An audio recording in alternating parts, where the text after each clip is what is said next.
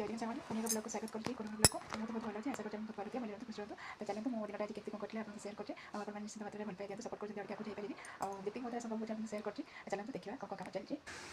तो सांग मैंने देखो मोर ये स्टार्ट होता फूल तोड़बार आज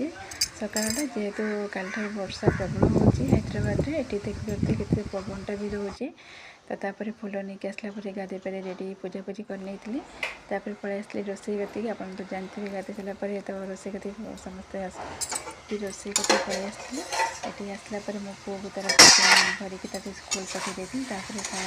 मसला दी कि भाजुली आज मोपाई किसी स्पेशल था किसी नियर था गोटली